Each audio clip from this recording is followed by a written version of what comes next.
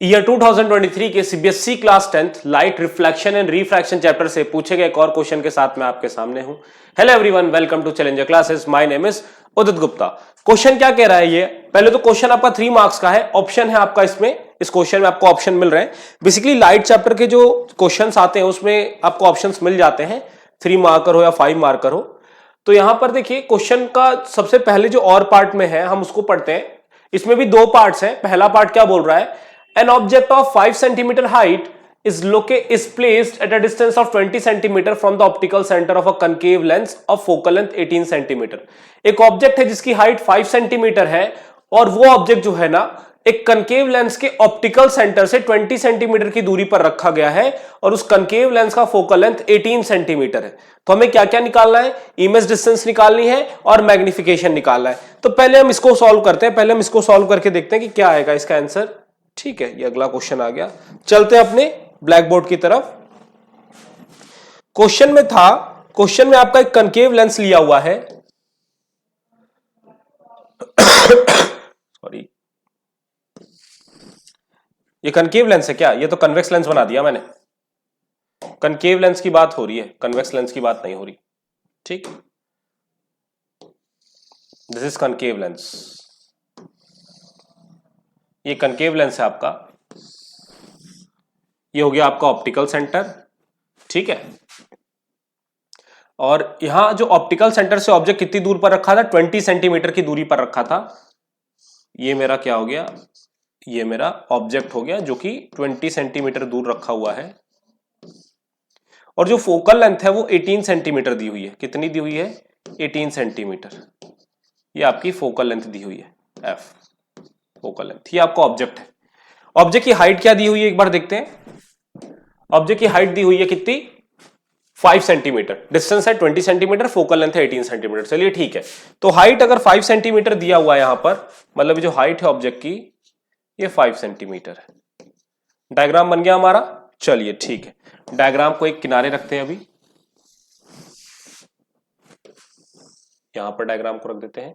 ठीक है, चलिए अब हमें इमेज डिस्टेंस निकालना है और इमेज का हाइट और मैग्निफिकेशन ये सब निकालना है। तो हम यहां लेंस फॉर्मूला यूज करेंगे। यूजिंग लेंस फॉर्मूला आपको क्या करना है? इमेज डिस्टेंस और इमेज डिस्टेंस निकालने के लिए लेंस फॉर्मूला यूज करना है। क्या होता है लेंस फॉर्मूला? लेंस फॉर्मूला क्या होता है?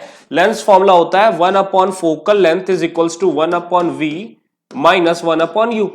ये आपका क्या होता है? लेंस फॉर्मूला होता है फोकल लेंथ। अच्छा, यहां पर देखिए कनकेव लेंस की जो फोकल लेंथ होती है वो निगेटिव होती है। कनकेव लेंस का फोकस इस तरफ वाला लेते हैं हम लोग, तो ये लेफ्ट साइड पड़ रहा है। देखिए कनकेव लेंस का जो पहला सरफेस है, जिस तरफ ऑब्जेक्ट रखा है, हम उस सरफेस का फोकस कंसीडर करेंगे। तो ये जो फोकस होगा इस सरफेस का वो लेफ्ट साइड होगा। कैसे पता करेंगे लेफ्ट साइड होगा? इस सरफेस का सर्कल कहां कंप्लीट हो रहा है? आप देखो इस सरफेस का सर्कल कहां कंप्लीट हो रहा है? जिधर सर्कल कंप्लीट होता है वही सेंटर ऑफ कर्वेचर और वही फोकस होता है। ये चीज मैं बार बार एक्सप्लेन करता हूं। इस तरीके से आप फोकस को निकालेंगे, गलती नहीं होगी। तो फोकस कहां पड़ रहा है? इस सरफेस का लेफ्ट साइड। तो फोकल लेंथ जो हम लेंगे उसकी वैल्यू निगेटिव रखेंगे, -18 सेंटीमीटर। ऑब्जेक्ट भी लेफ्ट साइड है लेंस के लेफ्ट साइड। सॉरी, ऑब्जेक्ट भी आपका जो है ना वो लेफ्ट साइड रखा है। तो साइन कार्टेशियन साइन कन्वेंशन के अकॉर्डिंग ये इसकी भी वैल्यू क्या होगी? -20 सेंटीमीटर होगी। वैल्यूज को पुट करते हैं। थोड़ा सा जुकाम हुआ है मेरे को, इस वजह से खांसी वगैरह आ रही है मेरे को। चलिए, आपने रख दिया वैल्यूज को। चलिए अब अगला स्टेप क्या है? अगला स्टेप क्या है? हमें क्या करना है? इसको सॉल्व कर लेना है। माइनस माइनस यहां प्लस हो जाएगा और 1/v को यहीं रहने देते हैं। 1/20 को इस तरफ लेके जाएंगे। किस तरफ? हम इक्वल टू के opposite side, left hand side लेके जाएंगे तो साइन चेंज हो जाती है। साइन क्या हो जाती है? चेंज हो जाती है। साइन क्या हो जाती है? चेंज हो जाती है। ठीक है, तो साइन अगर चेंज हो जाती है तो यहां पर जैसे ही आपका प्लस 1/20 इधर आएगा वो -1/20 हो जाएगा। ठीक है, 18 और 20 का अगर आप एलसीएम लेना चाहोगे तो क्या आएगा? 18 और 20 का एलसीएम मेरे ख्याल से 180 आएगा। 180 ही ले लेते हैं। तो ये 18 टेंजा होता है और ये 9 होता है, तो ये आ जाएगा। अब इसको अगर हम आगे फर्दर सॉल्व करते हैं तो आएगा -19 upon 180 is equals to 1/v। या फिर v आ जाएगा, v आपका आ जाएगा, रेसिप्रोकल कर देंगे दोनों साइड तो v आ जाएगा -180 अपॉन 19 सेंटीमीटर। इसको आप डिवाइड भी कर सकते हो, आप इसको डिवाइड कर लो, आप 180 को 19 से डिवाइड कर लो, तो जब आप डिवाइड करोगे तो लगभग ये जाएगा आपका 9 टाइम्स 9 9 81, 8 कैरी, 9 1 9 9 8 7 171। ठीक है, ये कितना बचेगा, यहाँ 9 बचेगा, पॉइंट लगा देंगे, 0 आ जाएगा, तो ये जाएगा 4 टाइम्स, 4 टाइम्स जाएंगे, कितना बचेगा, ठीक है 14 बचेगा। एक डेसिमल प्लेस या 2 डेसिमल प्लेस तक बहुत है, तो 9.4 आ रहा है, v कितना आ रहा है, -9.4 सेंटीमीटर। ठीक है, ये हमारा v आ गया, ये हमारा v आ गया। ठीक है, ये आप रफ में कैलकुलेशन करके दिखा देना। अब अगला देखते हैं क्या क्वेश्चन पूछ रहा है। क्वेश्चन क्या पूछ रहा है, इमेज डिस्टेंस निकालना था हमें, और क्या निकालना है, मैग्निफिकेशन निकालना है, और मैग्निफिकेशन निकालना है।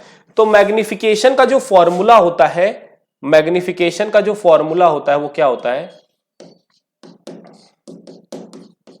मैग्निफिकेशन का जो फॉर्मूला होता है लेंस के लिए वो होता है magnification is equals to image height upon object height, या फिर v बाई यू। दोनों फॉर्मूले से मैग्निफिकेशन आता है, दोनों ही फॉर्मूले से आप मैग्निफिकेशन निकाल सकते हो। तो यहां पर आप क्या करोगे, आप वैल्यूज को पुट करोगे। देखो मैग्निफिकेशन या तो image height upon object height से निकाल सकते थे, तो आपको ऑब्जेक्ट की तो हाइट पता है, ऑब्जेक्ट की तो हाइट पता है 5 सेंटीमीटर है, लेकिन बताइए इमेज की हाइट पता है क्या, नहीं पता। तो हम मैग्निफिकेशन ऑब्जेक्ट हाइट और इमेज हाइट से नहीं निकाल सकते, image distance upon object distance हम निकाल सकते। तो इमेज की डिस्टेंस कितनी आ रही है, देखिए मैं हमेशा से क्या करता हूं, मैं हमेशा से डेसिमल वैल्यूज को इग्नोर करने की कोशिश करता हूं, मैं हमेशा फ्रैक्शन वैल्यूज के साथ सॉल्व करने की कोशिश करता हूं। तो मैं यहां पर v की जो फ्रैक्शन वाली वैल्यू है उसको लिखूंगा यहां पर -180 अपॉन 19 अपॉन u कितना था हमारा, u था -20, तो माइनस से माइनस कैंसिल आउट हो जाएगा, क्या बचेगा 19 यहां नीचे आ जाएगा मल्टीप्लाई में।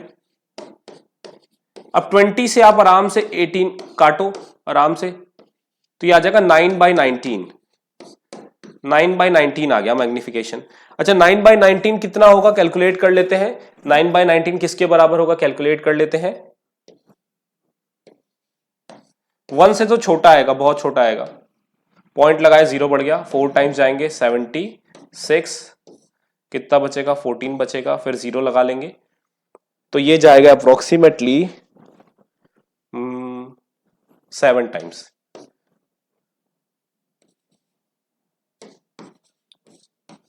ठीक है, तो 0.47 आ रहा है, तो मैग्निफिकेशन आ रहा है +0.47।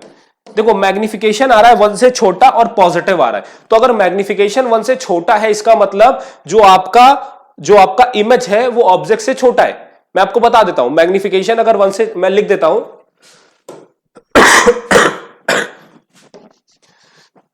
मैग्निफिकेशन अगर 1 से छोटा आ रहा है तो इमेज क्या बनेगी, डिमिनिश्ड इमेज बनेगी,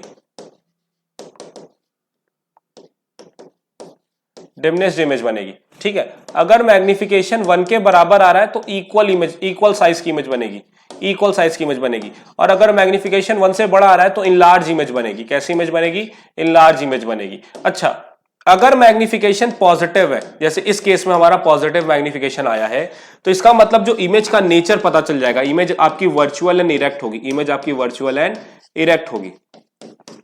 अगर मैग्निफिकेशन निगेटिव आ जाता है तो यानी इमेज आपकी रियल एंड इन्वर्टेड होगी, रियल एंड इन्वर्टेड होगी, रियल एंड इन्वर्टेड होगी। आ रही है बात समझ में। ठीक है, तो मैग्निफिकेशन से आपको काफी सारी डिटेल्स मिल जाती हैं। वापस से अपने क्वेश्चन पर आते हैं, तो यहां पर मैग्निफिकेशन भी आ गया हमारा, मैग्निफिकेशन भी आ गया और इमेज डिस्टेंस भी आ गई। ठीक है, समझ में आया आपको, इतनी चीजें क्लियर हुई, आगे बढ़ते हैं। ये पहला पार्ट था, ए का फर्स्ट पार्ट। सेकंड पार्ट क्या है, compare the value of magnification obtained by the concave lens and the convex lens when both the lenses form virtual image.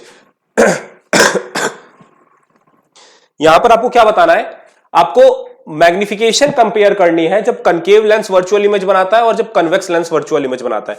तो मैं आपको यही समझा देता हूं। देखिए जब कन्वेक्स लेंस वर्चुअल इमेज बनाता है ना, तो मैग्निफिकेशन 1 से बड़ी आती है, मैग्निफिकेशन 1 से बड़ी आती है। ये किसके केस में होता है, कन्वेक्स लेंस के केस में। देखिए कन्वेक्स लेंस में वर्चुअल इमेज कब बनता है, वर्चुअल इमेज तब बनता है जब ऑब्जेक्ट फोकस और ऑप्टिकल सेंटर के बीच में होता है।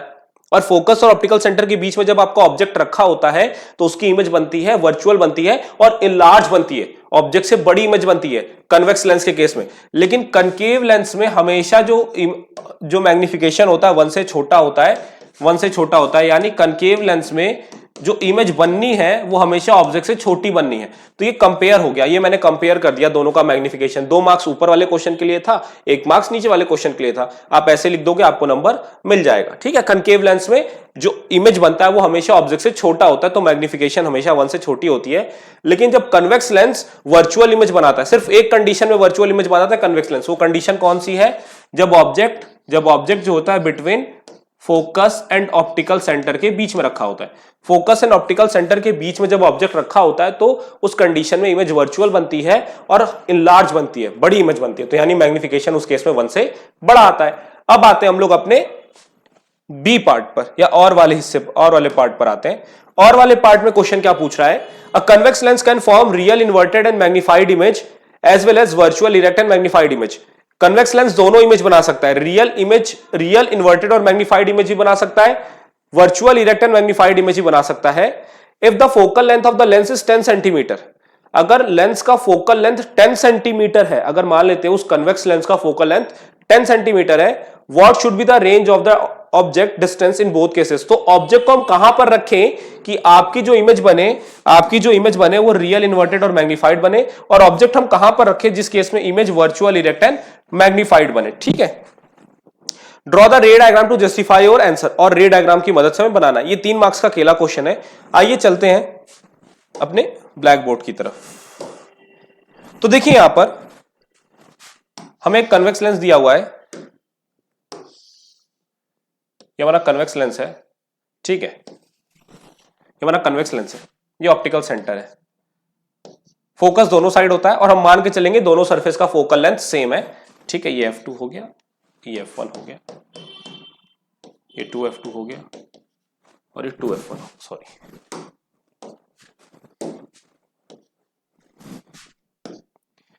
इसमें और पार्ट है, वैसे आपको एक ही पार्ट अटेम्प्ट करना होता है, मैं दोनों समझा रहा हूं आपको। हमें फोकस कितना दिया हुआ है? 10 सेंटीमीटर दिया हुआ है, तो 2f कितना हो जाएगा? 20, यानी सेंटर ऑफ कर्वेचर 20 हो जाएगा। ठीक है, देखिए हमसे बोल रहा है रियल इन्वर्टेड एंड मैग्निफाइड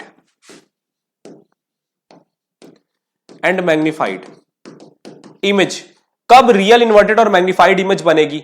ठीक है, तो देखिए जब ऑब्जेक्ट आपका फोकस और सेंटर ऑफ कर्वेचर यानी f और 2f के बीच में जब भी ऑब्जेक्ट रखा होता है, जब भी ऑब्जेक्ट आपका f और 2f के बीच में रखा होता है, सपोज दैट मैं ऑब्जेक्ट को यहां पुट करता हूं, ऑब्जेक्ट को मैंने यहां पुट किया। ठीक है, ऑब्जेक्ट को मैंने यहां पुट किया। अब एक रे जो मैं लूंगा ना, बिल्कुल क्या लूंगा?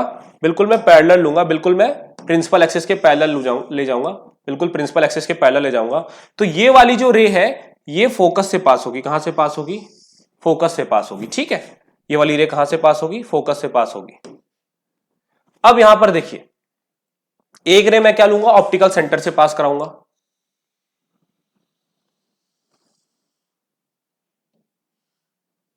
ठीक, ऑप्टिकल सेंटर से पास कराऊंगा। तो ये वाली जो रे है ना वो बिना डेविएट हुए सीधे सीधे निकल जाएगी। उस कंडीशन में जो इमेज बनेगी आपकी, वो कहां बन रही है आप देख सकते हैं। उस कंडीशन में जो आपकी इमेज बन रही है वो बियॉन्ड 2f बन रही है। कहां बन रही है? बियॉन्ड 2f बन रही है। और कैसी बन रही है? एक सेकंड, अच्छा रुक जाइए, ये कुछ गड़बड़ हो गया यहां पे।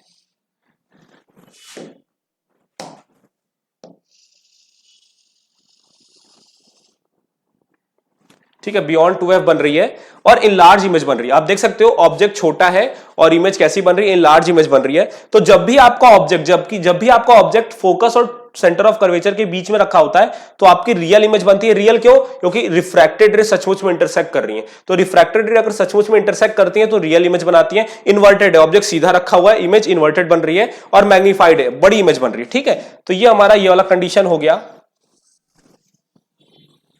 ये हमने एक कंडीशन देखा, इसको यहां साइड लगाते हैं। ठीक है, अब हम दूसरे कंडीशन की बात करते हैं। अब मान लेते हैं हमसे बोल रहा है कि हमारा ये कन्वेक्स लेंस है हमारा कन्वेक्स लेंस है जिसका ऑप्टिकल सेंटर वो है, फोकस इसका भी मतलब लेंस हमें सेम रखना है।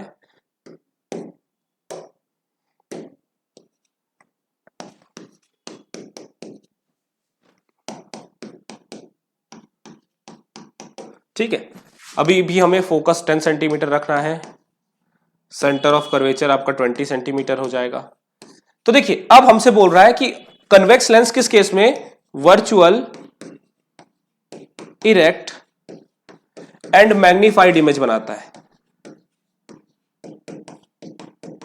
एंड मैग्नीफाइड इमेज बनाता है। ठीक है, तो जब भी आपका ऑब्जेक्ट ऑप्टिकल सेंटर और फोकस के बीच में रखा होगा, जब भी आपका ऑब्जेक्ट ऑप्टिकल सेंटर और फोकस के बीच में रखा होगा, ये वो केस होता है जहां पर जो कॉन्वेक्स लेंस है वो virtual erect and magnified image बनाता है। आइए देखते हैं इसको। एक रे बिल्कुल आप पैरेलल निकालिए ऑब्जेक्ट से, ठीक है, जो कहां से पास करेगी, जो फोकस से पास करेगी, ठीक है, और एक रे आप ऑप्टिकल सेंटर से निकालिए, ठीक है। अब देखिए ये दोनों रे ना आगे जाके डाइवर्जी हो जाएगी, ये दोनों रेस जो है ना, ये दोनों रेस आगे जाकर के देखिए ये कभी नहीं मीट करने वाली, ये आगे जाएंगी, ऐसे चलती रहेंगी, ये आगे डाइवर्ज होंगी, फैलती चली जाएंगी, कभी नहीं मिलेंगी। तो इनको हम क्या करेंगे, इनको हम बैकवर्ड ड्रॉ करेंगे, इनको हम क्या करेंगे, बैकवर्ड ड्रॉ करेंगे, ठीक है।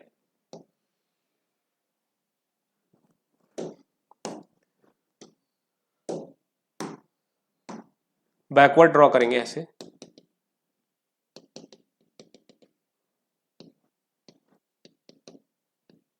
ठीक है, बैकवर्ड ड्रॉ कर लिया। अब यहां पर बैकवर्ड ड्रॉ करा तो इमेज हमारी यहां बन रही है, ठीक है, इमेज हमारी यहां। आप देख सकते हैं इस कंडीशन में, आप देख सकते हैं इस कंडीशन में कि ऑब्जेक्ट इतना सा है और उसकी इमेज कैसे इनलार्ज बन रही है और इरेक्ट बन रही है, ठीक है, और साथ ही साथ वर्चुअल भी है, साथ ही साथ क्या है, वर्चुअल भी है। तो ये दोनों कंडीशंस के आपको रे डायग्राम बनाने थे इसी तरीके से और आपको समझाना था। तो आप क्या लिखोगे, आप यहां लिखोगे जब आपको क्या चाहिए, जब आपको क्या चाहिए, जब आपको रियल इमेज चाहिए, इन्वर्टेड चाहिए और मैग्नीफाइड चाहिए, तो ऑब्जेक्ट आपका कहां रखा होगा, एक सेकेंड, ऑब्जेक्ट आपका कहां रखा होगा, आपका ऑब्जेक्ट रखा होना चाहिए, आपका ऑब्जेक्ट रखा होना चाहिए बिटवीन F एंड 2F। और जब आपको virtual erect and magnified image चाहिए तो आपका ऑब्जेक्ट कहां रखना होना चाहिए, object between F and O, focus and optical centre. तो ये दोनों केसेस हमने डिस्कस कर लिए, ठीक है, यही हमें करना था, यही हमें करना था, ठीक है। तो आई होप आपको एक्सप्लेनेशन समझ में आई होगी, ठीक है। इस तरीके के क्वेश्चंस, रे डायग्राम के क्वेश्चंस और इस तरीके के न्यूमेरिकल्स आपसे लाइट चैप्टर से पूछे जाते हैं, तो इसकी खूब प्रैक्टिस करिए और हमारे साथ बने रहिए। अगर हमारी वीडियोस पसंद आ रही है तो हमारे चैनल को सब्सक्राइब करिए, वीडियोस को लाइक करिए और शेयर करिए ज्यादा से ज्यादा। आप जितना ज्यादा हमें सपोर्ट करेंगे, हमारा मोटिवेशन उतना ज्यादा होगा, हम आप लोगों के लिए उतने ज्यादा एफर्ट्स लगा करके और भी वैरायटीज की वीडियोस लाएंगे जो आपके एग्जाम में आपको हेल्प करे। Thank you.